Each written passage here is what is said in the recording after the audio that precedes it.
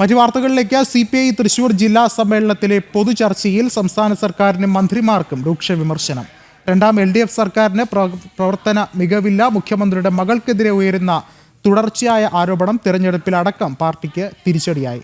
ധനമന്ത്രിയുടെയും കൃഷിമന്ത്രിയുടെയും പ്രവർത്തനത്തിലും പൊതുചർച്ചയിൽ അതൃപ്തിയുണ്ട്.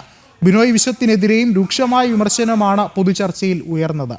ലോക്സഭാ തെരഞ്ഞെടുപ്പിലെ തോൽവിക്ക് സഹകരണ ബാങ്കുകളിലെ അഴിമതി കാരണമായെന്നും കുറ്റപ്പെടുത്തൽ. കൂടുതൽ വിവരങ്ങളുമായി സാനു കെ സജീവ ചേർന്നുണ്ട്. സാനു, വളരെ രൂക്ഷമായ വിമർശനമാണ് ഇപ്പോൾ ഇവിടെ പൊതുചർച്ചയിൽ തന്നെ ഉണ്ടായത്. ഒരുപക്ഷെ ഇത് CPIക്കുള്ളിലെ ഒരു ചേരിപ്പോരിനു കൂടി കാരണമാകുന്നു എന്നുള്ളൊരു കാര്യമല്ലേ ഉള്ളത്?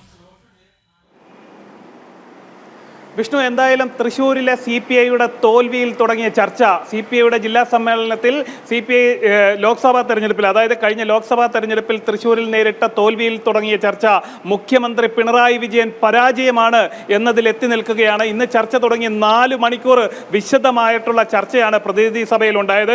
അതായത് സൂപ്പർ മുഖ്യമന്ത്രിയാവാൻ വേണ്ടി മുഹമ്മദ് റിയാസ് ശ്രമിക്കുന്നു എന്നടക്കമുള്ള കാര്യങ്ങൾ CPI ചർച്ചയിൽ ഉന്നയിച്ചിട്ടുണ്ട്. CPI വിമർശനമായിട്ട് ഉന്നയിച്ചിട്ടുണ്ട്. അതുപോലെ തന്നെ പിണറായി വിജയനേക്കാൾ വലിയ മുഖ്യമന്ത്രിമാർ ട്രെയിനുകളിൽ സഞ്ചരിച്ച ചരിത്രം മറക്കരുതെന്നും CPI മുന്നറിയിപ്പ് നൽകുന്നു. അതായത് സംഘടനാപരമായി CPIക്ക് വേരോട്ടമുള്ള ഒരു ജില്ലയാണ് തൃശ്ശൂർ.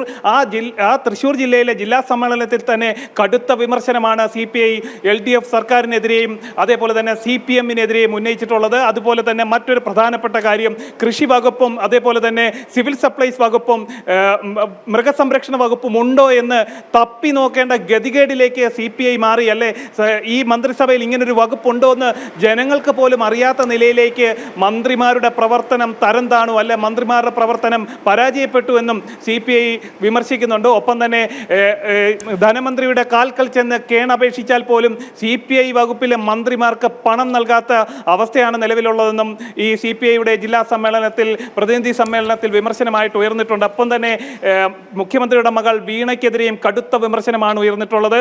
അതായത് കഴിഞ്ഞ തെരഞ്ഞെടുപ്പ് കാലഘട്ടങ്ങളിൽ SFIയുടെ അന്വേഷണ പരിധിയിലേക്ക് അടക്കം മകൾ വീണ വിജയൻ വന്നതും പാർട്ടിക്ക് തിരിച്ചടിയായി. അതേപോലെ തന്നെ CPIക്കും ഒപ്പം തന്നെ LDFനും വലിയ തിരിച്ചടി ഉണ്ടാക്കിയെന്നും CPIയുടെ ജില്ലാ സമ്മേളനം മുന്നോട്ട് വയ്ക്കുന്നുണ്ട്. അതായത് ഈ ഊതി വീർപ്പിച്ച ബലൂൺ പോലെയായിരുന്നു LDF സർക്കാർ എന്നും അത് അങ്ങനെയല്ലെന്നും അതിലെ കാറ്റൂരി വിടുന്ന തരത്തിലേക്ക് CPIയുടെ തൃശ്ശൂരിലെ ജില്ലാ സമ്മേളനം മാറിയിരിക്കുകയാണ്. ഒപ്പം തന്നെ K രാജൻ ഒഴികെ ബാക്കി എല്ലാ CPI മന്ത്രിമാരും പരാജയമാണെന്നും CPIയുടെ ജില്ലാ സമ്മേളനം പറഞ്ഞു വയ്ക്കുന്നുണ്ട്.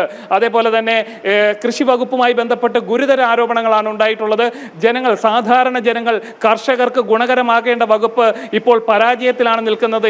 ഈ ഒരു മന്ത്രി ഉണ്ടോ എന്ന് പോലും ജനങ്ങൾക്കറിയില്ല എന്നടക്കം ഈ സമ്മേളനത്തിൽ വിമർശനമായിട്ട് ഉയർന്നിട്ടുണ്ട്. ഒപ്പം തന്നെ പോലീസിന്റെ പ്രവർത്തനം വളരെ തരംതാണ രീതിയിലാണ്. പോലീസ് ജനങ്ങൾക്ക് മുകളിലേക്ക് കുതിര കയറുന്ന നിലയിലേക്ക് കാര്യങ്ങൾ മാറിയെന്നും CPI പറഞ്ഞു വെക്കുന്നു. ഒപ്പം തന്നെ ഈ ജില്ലാ സമ്മേളനത്തിൽ തുടക്കം മുതൽ തന്നെ ഉണ്ടായിരുന്ന CPMനെതിരെ അല്ലെങ്കിൽ LDFനെതിരെ കടുത്ത വിമർശനത്തിൽ തുടങ്ങിയ സമ്മേളനം അതിൻ്റെ അവസാന ഘട്ടത്തിലേക്ക് കടക്കുമ്പോഴും CPMനെതിരെ വലിയ കുന്തമുനയായി തന്നെ മാറുകയാണ് തൃശ്ശൂരിലെ സമ്മേളനം എന്ന് തന്നെ നമുക്ക് പറയണം. അതായത് സർക്കാർ പരാജയമാണ്, പിണറായിയുടെ രണ്ടാമത്തെ സർക്കാർ പരാജയമാണെന്ന് തന്നെ CPIയുടെ ജില്ലാ സമ്മേളനം പറഞ്ഞു വെക്കുന്നു. വിഷ്ണു, സാനു സൂചിപ്പിച്ചതുപോലെ ഇടതുപക്ഷത്തിന് ഏറ്റവും വലിയ തിരിച്ചടി ഉണ്ടായത് സഹകരണ മേഖലയിലെ അഴിമതികൾ തന്നെയാണ്. ഒരുപക്ഷേ സഹകരണ ബാങ്കിലെ അഴിമതി തുറന്നു കാട്ടിയ യുവാവിന് ഇവിടെ ഒരു മർദ്ദനം സംഭവിക്കുന്നു. സ്ഥിര നിക്ഷേപം നടത്തിയവർക്ക് പണം നൽകിയില്ലെന്ന് പറഞ്ഞതിൻ്റെ പേരിലായിരുന്നു അതിക്രമം ഉണ്ടായത്. വലക്കാവ് സ്വദേശി രതീഷിനാണ് മർദ്ദനമേറ്റത്. CPM പ്രവർത്തകൻ അർജുനാണ് ആക്രമണം നടത്തിയത്.